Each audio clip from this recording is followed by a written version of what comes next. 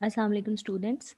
Today we are going to study the basics of ash and mineral determination in food samples. Here, what is ash? Ash is the inorganic residue from the incineration of organic matter. The amount and composition of ash in a food product depend on the nature of the food ignited and on the method of एशिंग. दो तरह के ऐश के method use होते हैं. एशिंग basically ऐश बोलते हैं राख को. जब भी बात ये सुना करती थी मैं कि इंसान को मिट्टी से बनाया गया है, I always it always came into my mind के जो है वो पानी में मिट्टी को गूंद के उसका एक बुत बनाया गया होगा. लेकिन अल्लाह ऑलमाइटी बहुत हिकमत वाली है मेरे अल्लाह की ज़ात. तो ये बात अगर कहने का मकसद ये अगर देखा जाए तो वट एवर वी ईट उसका बेसिक सोर्स सॉइल है. सॉइल सॉइल से मतलब प्लांट्स हैं वो सॉइल में उगते हैं. इवन ये हम अगर हम एनिमल प्रोडक्ट्स खाते हैं what the animal eat, animal वही जो ग्रेजिंग करते हैं वो जो सॉइल में उगता है. ठीक है. तो बेसिकली ये जो राख है it is again the decomposition of all the organic matter. और जो इनऑर्गेनिक मैटर किसी भी फूड मटेरियल के अंदर, इनऑर्गेनिक मैटर मतलब मेटल्स, जितनी भी मेटल्स हैं, जितने भी sodium potassium calcium minerals, minerals हैं basically, not only metals. Trace element में आ जाती हैं मेटल. जितने भी मिनरल्स मिनरल कंटेंट हैं उनकी डिटर्मिनेशन को कहते हैं एश. एक्चुअली स्टूडेंट्स ये बात मैं पहले भी आपको बता चुकी हूँ कि जो फूड एनालिसिस में प्रॉक्सिमेट एनालिसिस होता है दैट इज़ अप्रॉक्सीमेट एनालिसिस. वो जो अप्रॉक्सीमेट एनालिसिस होता है वो हमें एग्जैक्ट अमाउंट नहीं देता. ना तो हमें प्रोटीन की एग्जैक्ट अमाउंट पता चलती है इस अप्रॉक्सीमेट एनालिसिस में, ना हमें फैट की. इसी तरह जो ऐश है वो हमें एक्चुअल अमाउंट क्वांटिफिकेशन नहीं कर सकते हम कि जो मिनरल हैं वो इसमें इतने हैं, क्योंकि एक्चुअल क्वांटिफिकेशन जो है वो ड्यूरिंग जब हम ये प्रोसेस करते हैं इसमें बहुत सारी ऐसी मिनरल्स हैं, अभी आगे आप पढ़ेंगे कि जो उसके अंदर जो है वो ज़ाया हो जाती हैं. Ash in food is determined by weighing the dry mineral residue of organic materials heated at elevated temperatures. इतनी elevated temperature के ऊपर आपने उसको कि वो बिल्कुल राख बन जाए और उसमें जितनी भी चीज़ें हैं वॉलेटाइल मटेरियल हैं वो सारे वॉलेटाइलाइज हो जाएं और आपके पास सिर्फ और सिर्फ जो है वो inorganic minerals रह जाएं. This dry ashing procedure generally is used to determine total ash and sometimes is used before an elemental analysis. अच्छा, ऑफ इंडिविजुअल मिनरल्स. आपके पास जब ऐश आ जाती है तो आप ये कह सकते हैं कि आपके पास ये जो ऐश है ये it depicts the mineral percentage in the that sample. लेकिन उसमें सोडियम कितनी है, पोटेशियम कितनी है, कैल्शियम कितना है, फास्फोरस कितना है, ये फर्दर एलिमेंटल एनालिसिस होते हैं. वो instrumental through sophisticated instrumental techniques जो हैं वो आप डिटरमिन कर सकते हैं. Thus calcium oxalates are converted into carbonates. ठीक है, कैल्शियम ऑक्सलेट्स जो हैं ये ऑर्गेनिक हैं, ये इनऑर्गेनिक में कन्वर्ट हो जाते हैं upon further ashing to oxides. Some trace minerals linked to biologically active system जैसे मरकरी है, जैसे बहुत सारी trace minerals जो कि होती हैं एज अ कैटलिस्ट यूज़ होती हैं, बायो कैटलिस्ट वो, या एज अ को एंजाइम यूज़ होती हैं वो जो है कन्वर्ट हो जाती है इनऑर्गेनिक कंपोनेंट्स में. The form of the mineral constituent in ash differs considerably from their form in the original food. Right. ये जो मिनरल कॉन्स्टिट्यूएंट के अंदर जिस फॉर्म ने वो चीज़, जैसे आपकी बॉडी के अंदर कैल्शियम और फास्फोरस जो है वो आपकी बोन का एक इंडिस्पेंसिबल पार्ट है. लेकिन जब वो आपके पास मिनरल ऐश की फॉर्म में होगी तो उसकी फॉर्म जो है वो डेफिनेटली डिफरेंट होगी. अभी हम ये एक ओवरव्यू देखते हैं कि ऐश कंटेंट जो है कुछ फूड प्रोडक्ट्स में कितने कितना होता है. फ्लूइड डेयरी प्रोडक्ट्स के अंदर जो है वो 0.5 से 1% तक टोटल ऐश कंटेंट की बात हो रही है। जब आप इन इवेपोरेटेड मिल्क में जाते हैं तो 1.5 हो जाता है। Non fat dry milk 8%। अच्छा बच्चों, एक बात याद रखिएगा कि जितना ड्राई मैटर ज़्यादा होगा किसी भी प्रोडक्ट के अंदर, उतना उसका ऐश कंटेंट ज़्यादा होगा। जितना उसके अंदर वाटर कंटेंट ज़्यादा होगा, उतना उसका ऐश या मिनरल कंटेंट कम होगा। Butter, margarine, mayonnaise, salad dressing, उसमें सोडियम क्लोराइड मोस्टली ज़्यादा होता है। फ्रेश फ्रूट्स की बात करें तो 0.2 से 0.8% तक वेरी करता है। और अगेन वही बात जो मैंने अभी आपको बताई है कि ये वाटर कंटेंट के साथ इन्वर्सली रिलेटेड है। वाटर कंटेंट ज़्यादा होगा तो ऐश कंटेंट या मिनरल कंटेंट्स कम होंगे, और मिनरल कंटेंट अगर ये एग्जैक्टली ड्राई मैटर के साथ रिलेट करता है।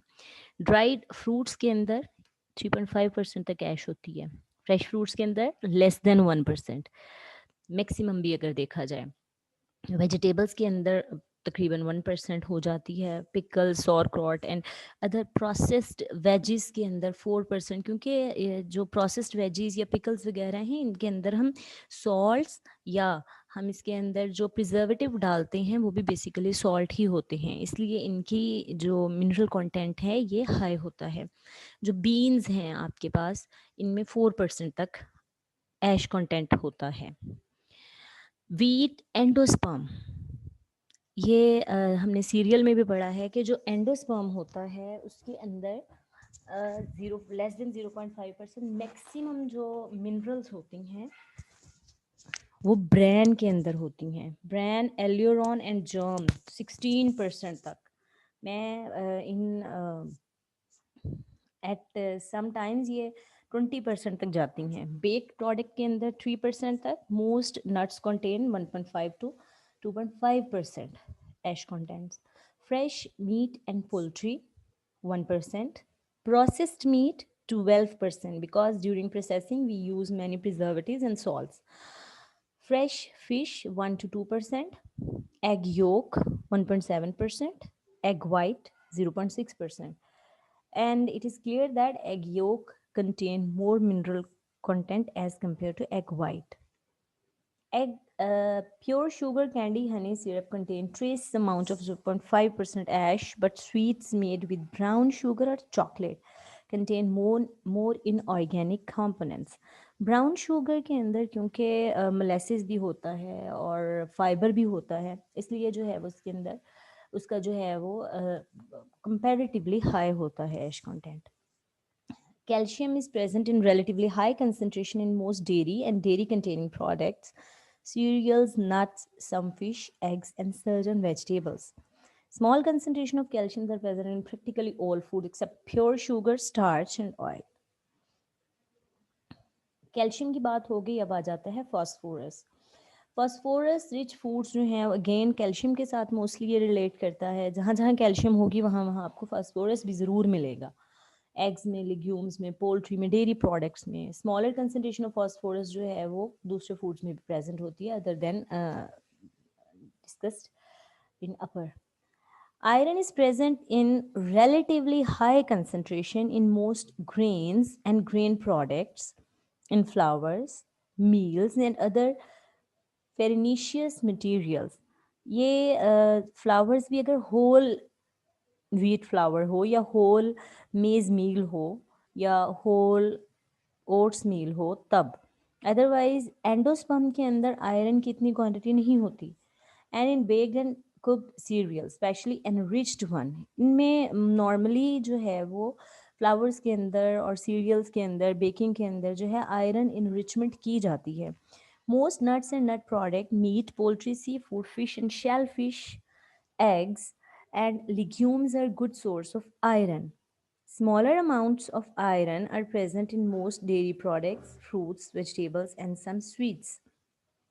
इसीलिए आयरन की जिसको डेफिशिएंसी हो उसको मोस्टली कहा जाता है कि आप एनिमल प्रोडक्ट ज़्यादा लें, आप सी फूड ज़्यादा खाएं, आप मीट ज़्यादा खाएं, नट्स ज़्यादा लें. Similarly, salt is the main source of sodium in all salted foods, dairy products, fruits, cereal, processed cereals, nuts, meat. Fish, poultry, egg. Magnesium की जहाँ तक बात आती है तो मैग्नीशियम जो है ये सीरियल्स और ग्रीन वेजीज में बहुत ज़्यादा होता है, और फ्रूट्स और मीट के अंदर तो डेफिनेटली होगा। In addition to some seafood and liver, cereals and vegetables are good source of copper. Yes, copper का जो मेन सोर्स है वो सी फूड तो है ही, और लिवर भी है। सल्फर जो है ये प्रोटीन रिच फूड के अंदर बहुत ज़्यादा होता है। Do you remember the sulphur containing amino acids? तो प्रोटीन रिच फूड के अंदर आपको सल्फर ज़्यादा मिलेगा। Okay, vegetable and fruits are good source of cobalt. Some seafoods are particularly rich in zinc, which is present in lesser amounts in most classes of foods. जो zinc है, इसके अलावा जो जिंक का बहुत अच्छा सोर्स है वो spinach. Spinach is a very good source of zinc. आपको अगर किसी को भी जिंक डेफिशिएंसी है, जिंक जो है ये बहुत ही इम्पॉर्टेंट मेटल है, और पाकिस्तान के अंदर पर्टिकुलरली अब जो है वो पहले आयरन आयोडीन डेफिशिएंसी और अब जिंक डेफिशिएंसी भी प्रिवेल कर रही है। तो इससे बहुत सारी जो है वो पेट की बीमारियां और जो है वो स्किन की बीमारियां होने के चांसेस होते हैं। ओके, अभी आते हैं हम डिटर्मिनेशन ऑफ ऐश की तरफ। स्टूडेंट्स, नॉर्मली ऐश जो है मिनरल कंटेंट, डिटर्मिनेशन ऑफ ऐश नहीं, हम मिनरल कंटेंट की बात करते हैं। मिनरल कंटेंट डिटर्मिन करने के बहुत सोफिस्टिकेटेड मेथड भी हैं ऐश के अलावा, जिसमें हमारे पास आयन एक्सचेंज मेथड है। आपको अच्छी तरह से पता है कि जो जितनी भी ये मिनरल्स होती हैं, इनके जो सॉल्ट्स होते हैं उनके अंदर ऊपर चार्ज होता है। तो ये चार्ज जो है ये जो है वो ये आयन एक्सचेंज मेथड से डिटरमिन की जा सकते हैं mineral content. Determination is based, लेकिन of course there are many limitations जिसकी वजह से ये मेथड्स अडॉप्ट नहीं किए जाते।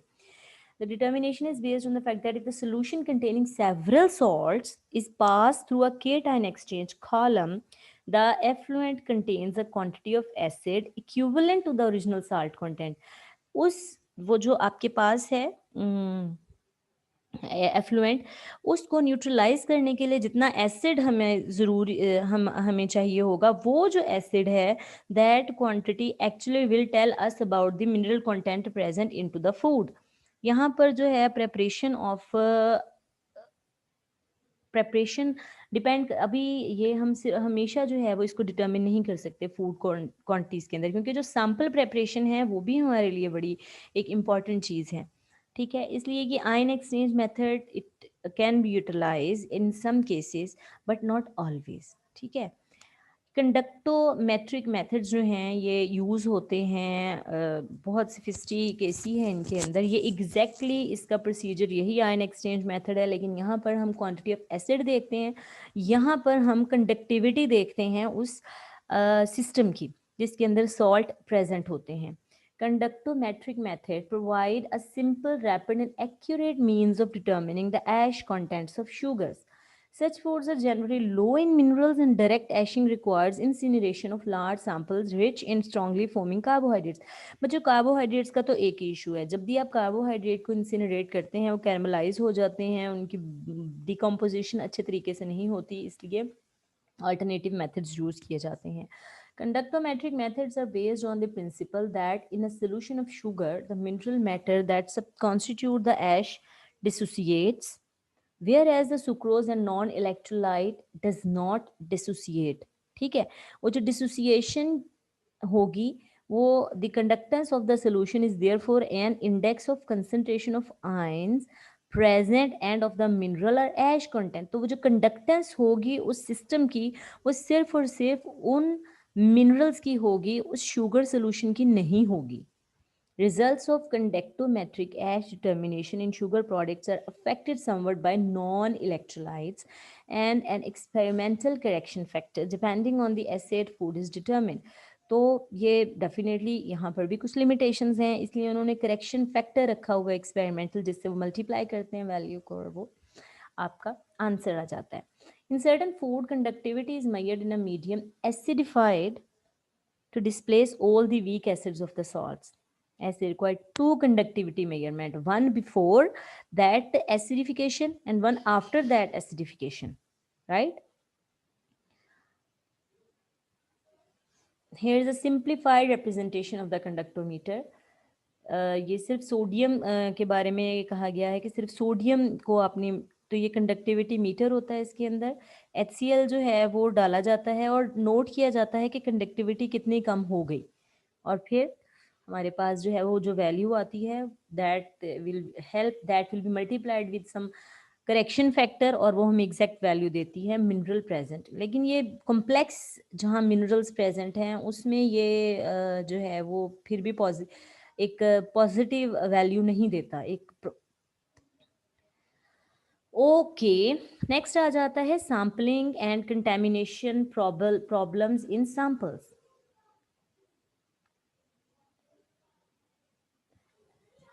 स्टूडेंट्स, ये बात, अगर हम कोई भी सैंपल लेते हैं उसको हम उसकी एशिंग करते हैं, तो अगर उसके ऊपर कोई भी कंटेमिनेशन प्रेजेंट है तो वो हमारे सैंपल का जो वैल्यू है एग्जैक्ट मिनरल कंटेंट्स की, वो ख़राब हो सकती है। तो कंटेमिनेशन जो है वो मिनिमम होनी चाहिए। Work sampling, storage samples, preparation for analysis और एक्चुअल ऐसे के दौरान मिनिमम कंटेमिनेशन होनी चाहिए। वेट और लिक्विड सैंपल जो होते हैं उनको पहले ओवन में ड्राई करना चाहिए, फिर उनकी होनी चाहिए चेयरिंग। अच्छा जी, हमारे पास अब देखो 550 डिग्री सेंटीग्रेड या उससे ऊपर जो है वो आपने एशिंग करनी है, ठीक है, या आपने कंसनट्रेटेड एसिड यूज़ करने हैं, तो आपके पास जो क्रूसिबल या वो कंटेनर जिसके अंदर आपने अपना सैंपल डालना है, उसकी कुछ तो करेक्टरिस्टिक्स होनी चाहिए ना। हमारे पास जो क्रूसिबल्स नॉर्मली यूज़ होती हैं उनमें सबसे पहले हमारे पास क्वार्ट्स डिशेस आती हैं। जो क्वार्ट्स डिशेस होती हैं ये स्मूथ होती हैं अंदर से, और जो हेलोजेंस होते हैं जैसे फ्लोरीन फ्लोरीन, ये उनसे रेजिस्टेंट होती हैं। न्यूट्रल सॉल्यूशन और जो एसिड्स वगैरह की कंसंट्रेशन है और टेम्परेचर जो है वो इनको हाई टेम्परेचर कुछ नहीं कहता। अलबत्ता ये अल्कली जो होती है उसको रेजिस्ट नहीं करती जी। Quartz crucibles are stable at high temperature 1100 degree centigrade तक टेम्परेचर को ये जो है वो विथस्टैंड करती हैं और इजीली वॉश भी हो जाती हैं। दूसरी हमारे पास जो आती हैं वो पोर्सलीन की होती हैं। जो पोर्सलीन होता है, क्रूसिबल जो होती हैं क्वार्ट्स जैसी होती हैं केमिकल और फिजिकल प्रॉपर्टीज़ में, लेकिन और ये टेम्परेचर भी 1200 डिग्री सेंटीग्रेड तक का रेजिस्ट कर लेती हैं। लेकिन इनका प्रॉब्लम ये आता है कि ये भी लाइक जैसे वो अल्कली प्रूफ नहीं थी, इस तरह ये भी जो है वो अल्कली प्रूफ नहीं होती। प्लैटिनम जो होता है क्रूसिबल का मटेरियल जो होता है बड़ा बेस्ट होता है, लेकिन इट्स टू एक्सपेंसिव। ये 1700 डिग्री सेंटीग्रेड तक का टेम्परेचर विथस्टैंड कर लेती हैं। हीट कंडक्टिविटी इनकी बहुत अच्छी होती है। अच्छा जी, लेकिन अगर आप इसके अंदर जो है वो ऑक्साइड्स ऑफ आयरन, लेड या टिन डालें तो ये करूजन कॉज करते हैं। एलिमेंटल लेड और सैनिक एंटीमनी और बहुत सारे कंपाउंड्स जो होते हैं वो प्लैटिनम को पॉइजन करते हैं, राइट। तो उनके लिए ये ठीक नहीं होती। क्रोजन जो होती है हैवी मेटल से वो हो जाती है प्लैटिनम की, जिसकी वजह से हमें प्रॉब्लम्स आ सकती हैं। इसके अलावा जो होती हैं जो बेस्ट चलती हैं वो है जिरकोनियम। अब जिरकोनियम बेसिकली निकल, क्रोमियम और आयरन का अलॉय है। ये तीनों को मिला के निकल, क्रोमियम और आयरन को मिला के बनाया जाता है। ये बहुत ज़्यादा हाई टेम्परेचर यानी ये 2500 डिग्री सेंटीग्रेड को भी विथस्टैंड कर जाता है, और ये क्रोजन इसकी कम होती है। अगेन बहुत बहुत एक्सपेंसिव होती हैं इसकी क्रूसिबल्स, लेकिन ये जो है वो यूज़ की जाती हैं जहाँ पर हमारे पास क्वार्ट्ज डिशेस जो हैं वो काम ना आए। अच्छा बच्चों, एशिंग जो होती है बेसिकली दो तरह की होती है। एक ड्राई एशिंग होती है, एक वेट एशिंग होती है। ड्राई एशिंग की अपनी क्वालिटीज़ हैं, अपनी जो है प्रोस एंड कॉन्स हैं, और वेट एशिंग के अपने प्रोस एंड कॉन्स हैं डिपेंडिंग, और ये सारी चीज़ें जो हैं की जाती हैं आपका फूड मटेरियल देखकर। अगर आपका फूड मटेरियल जो है वो बेसिकली जब हम कोई भी एनालिसिस करते हैं तो उसमें कुछ चीज़ें मद्देनज़र रखनी होती हैं। एक तो ये कि मिनिमम कॉस्ट में मैक्सिमम आउटपुट, कि आपको मैक्स अच्छे रिजल्ट मिल जाएं कम कॉस्ट में। तो इसीलिए ये डिफरेंट तरह के मेथड्स को ऑप्टिमाइज किया जाता है. In dry ashing the sample is weighed into a dish and the organic matter is burned off without flaming and heated either for a fixed period of time to constant weight. The residue must be free from carbon. The dish containing the residue is cooled in a desiccator and the amount of total ash is determined by weighing. ये तो simple उन्होंने आपको बता दिया, उसमें कोई आपको लंबा चौड़ा प्रोसीजर नहीं बताया कि आपने जो है वो कैसे डिस्ट्रक्शन करनी है ऑर्गेनिक मैटर की. सिर्फ ये बताया गया है कि फ्लेमिंग नहीं होनी चाहिए, जस्ट आपने हीटिंग के थ्रू जो है वो कंप्लीटली बर्न कर देना है एंड पे सिर्फ राख रह जाए. Dry ashing for the destruction of organic matter prior to the determination of trace elements is not used extensively because it is generally believed that losses occur from volatilization. अभी बोला था ना मैंने कि आप जो हैं वो अगर ट्रेस मिनरल्स की क्वांटिफिकेशन करनी हो, ट्रेस मिनरल्स वो होते हैं जो इन नैनोग्राम या माइक्रोग्राम आपकी बॉडी में रिक्वायर्ड होते हैं और बहुत फूड मटेरियल में बहुत कम क्वांटिटी में पाए जाते हैं. अगर आपने उनकी क्वांटिफिकेशन करनी है, एलिमेंटल एनालिसिस करना है, तब आप ड्राई एशिंग नहीं करते क्योंकि उसमें वॉलेटिलाइजेशन हो जाती है, वो मिनरल्स जो हैं वो उड़ जाती हैं. ये भी हम नेक्स्ट पढ़ेंगे कि कौन कौन सी मिनरल्स जो है वो किस किस टेम्परेचर के ऊपर जो है वो वॉलेटिलाइज हो जाती है. Dry ashing is the most satisfactory method if no loss occurs at temperatures up to about 500 degrees centigrade. The method cannot be used for arsenic and mercury. Its usefulness for lead is uncertain, and the iron can sometimes be troublesome owing to the difficulty of getting the metal into solution after ashing is completed. अभी आप देखें, dry ashing procedure for biological material that involves drying and pre-ashing the sample in a simple apparatus with the aid of a hot plate and an infrared lamp. क्या होता है कि infrared lamp या hot plate की मदद से आप क्या करते हैं, उस sample को जलाते हैं, जला देते हैं completely किसी भी dish के अंदर डाल के. The temperature of the hot plate surface is gradually raised to about 300 degrees centigrade. This gives the sample a charred appearance. Charred appearance होती है कि वो टोटल जल जाता है कोयले जैसी. उसके बाद आप एक अभी भी आपकी जो है वो complete decomposition of organic material नहीं हुई. अभी आपने क्या करना है, उसको मफल फर्नेस के अंदर रखना है. मफल फर्नेस का टेम्परेचर जो है वो अबव 1100 डिग्री सेंटीग्रेड तक जा सकता है, लेकिन हमारे यहाँ जो यूज़ होती हैं तकरीबन 600 650 तक होती हैं. एशिंग is completed in a muffle furnace with a controlled temperature that starts at 250 degrees centigrade and is raised within about 1 hour gradually to 450 degrees centigrade, where it is held until the decomposition of organic matter is complete. Normally 2 to 3 hours रखते हैं उसके अंदर और फिर immediately उसको desiccator में shift करते हैं ताकि हवा से वेपर वगैरह जो है वो अब्जॉर्ब ना कर ले. बात हो रही थी कि ड्राई एशिंग के दौरान लॉस हो जाती हैं बहुत सी ट्रेस मिनरल्स. ये मोस्टली ट्रेस मिनरल्स ही हैं. आर्सेनिक जो होती है loosely bound as in blood में volatilise as unknown compound at just 56 degree centigrade. और boron volatilise with steam from acid solution. Steam 100 degree centigrade पर स्टीम होती है. कैडमियम जो होती है ये 400 से 500 डिग्री सेंटीग्रेड तक वॉलेटिलाइज हो जाती है. एंड क्रोमियम जो है as chromyl chloride at low temperatures under oxidizing conditions. Copper जो है as a porphyrin in compounds and petroleum samples are burned volatilized from vinegar possibly as copper acetate at low temperature. Copper भी फिर iron की अगर बात करें तो ये as a ferric chloride 450 degree centigrade तक वोलेटिलाइज हो जाती है. अगर पोरफायरिन कंपाउंड्स में हो तो ये अगेन जो है वो फॉस्फोरस टू आयरन रेशियो जो है ऐश की उसमें अनआइडेंटिफाइड कंपाउंड बनता है और ये लॉस हो जाती है.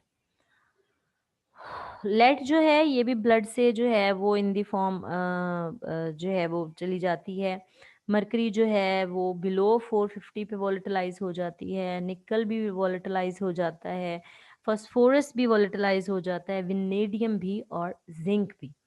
ये अगर ट्रेस मिनरल्स हमने डिटरमिन करनी है तो हम ड्राई एशिंग नहीं करेंगे अपने सैंपल की। लिमिटेशंस क्या हैं लिक्विड एंड ड्राई एशिंग की? Liquid and moist materials should be dried prior to एशिंग।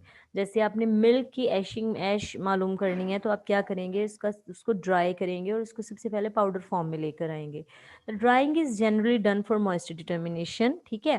Difficulties due to spattering in the determining the ash content of various moist materials such as jams may be overcome by adding about 2.2 gram of pure cotton wool for of known ash content. Cotton wool आपने डालनी है उसके अंदर जिसके ऐश content आपको known हो, ताकि and पे आप उसको सब्सट्रैक्ट कर सकें।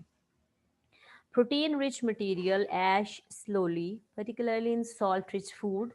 Ashing at elevated temperature causes large losses of salt. The use of fixative and separate ashing of the water insoluble food and salt rich water extract may be useful. To carbohydrate rich materials which swell and foam excessively, one can add a few drops of pure olive oil after drying and before ashing. Sample is heated over a small flame until foaming ends and the ashing is completed in a furnace. Lipid rich material ash rapidly. As pure fat is practically ash free, it may be advisable to determine the ash after an extraction of the fat with an organic solvent.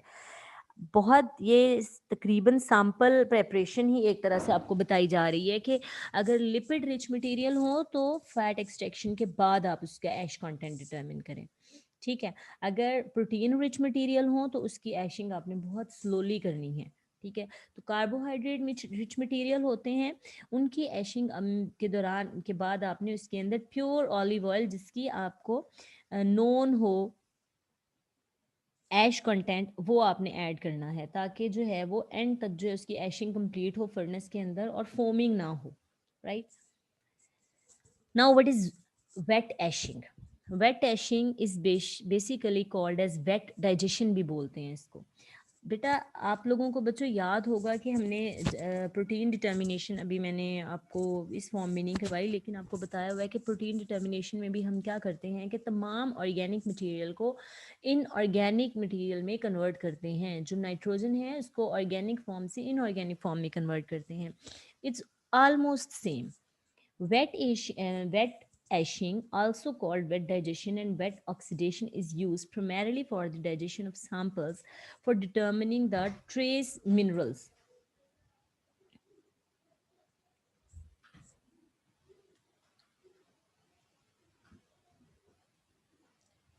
and metallic poisons.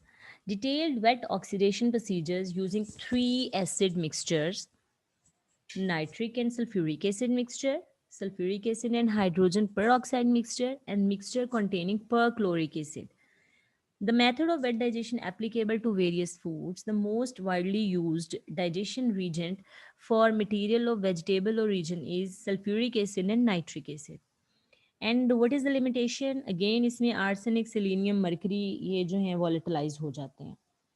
Okay, procedure क्या है? अगर हम sulphuric acid और perchloric acid for foods of sorry hydrogen peroxide for foods of vegetable origin, lead may be lost by co-precipitation with calcium sulfate in the form of copper sulfate. Sorry, ये calcium sulfate इसको थोड़ा correct कर दें, copper sulfate है. And there may be a loss of germanium, arsenic, ruthenium, selenium, and others. For material of biological origin, three digestion reagents were recommended: nitric acid alone. Digestion time is short at 350. The reagent can be purified easily and the nitrates that forms are soluble. Next is perchloric acid with catalyst and sulfuric acid and perchloric acid mixture. This is suitable for small samples. इसमें explosion के chances हो सकते हैं। And next हमारे पास जो mixture होता है वो nitric acid and perchloric acid. ये प्रोटीन्स और कार्बोहाइड्रेट्स जिनमें हैं उनके लिए बेहतर है, पर उसमें फ़ैट नहीं होनी चाहिए। नेक्स्ट जो है हमारे पास sulphuric acid, nitric acid and perchloric acid mixture है. This is universal reagent. It requires exact temperature control and arsenic, lead, gold, iron, some elements may be volatilized. Not always. अगर आप यहाँ पर प्रॉपर टेम्परेचर कंट्रोल रखें तो iron, gold, lead, arsenic ये वोलेटिलाइज नहीं भी होंगे. अभी डिफरेंस क्या है इन दोनों में? ड्राई ऐशिंग कॉमनली यूज प्रोसीजर है टोटल मिनरल कंटेंट्स के लिए, जबकि वेट ऐशिंग में सिर्फ ट्रेस एलिमेंट्स जो हैं ये हम डिटरमिन कर सकते हैं. It is use to determine water soluble, water insoluble and acid insoluble ash. Relatively low temperature and liquid conditions are maintained. The apparatus is simple and oxidation is rapid in wet ashing. This is more sensitive to the nature of the sample. Generally less sensitive to the nature of the sample. मतलब अगर आप dry एशिंग कर रहे हैं, आपको sample की type का पता होना चाहिए. ये अगर ज़रा सा आपका लिक्विड से आपका प्रोटीन टाइप मटेरियल हो गया तो आपके एशिंग के प्रोसेस में गड़बड़ हो सकती है. जबकि वेट एशिंग जब आप करते हैं तो आपका कोई भी सैंपल हो, आपका प्रोसेस स्मूथली चल जाता है. Dry etching is applicable also to the determination of most common metals. It is used for the determination of mostly trace elements. Dry ashing requires no tension, is simple and well suited. कोई इसमें chemical use नहीं होता, कोई आपको बहुत लंबे चौड़े sample preparation भी नहीं होती. आपने सैम्पल वे करना है, उसको बर्न करना है, उसके बाद मफल फर्नेस में रख देना है और वेट जो आपके पास आएगा उसकी परसेंटेज निकाल लेनी है आपने. अच्छा, जबकि इसमें आपको क्योंकि वेट डाइजेशन में मुख्तलिफ एसिड्स जो हैं वो यूज़ कर रहे हैं, तो wet digestion is difficult and required operators time is large. Relatively ज़्यादा सुपरविजन इसमें रिक्वायर होती है. Temperature higher, more volatilization and retention. Temperature lower होता है, वोलेटिलाइजेशन लेस होती है, ज़्यादातर ट्रेस मिनरल्स जो हैं वो इसमें लॉस नहीं होती. Thank you very much and it was all about today's class.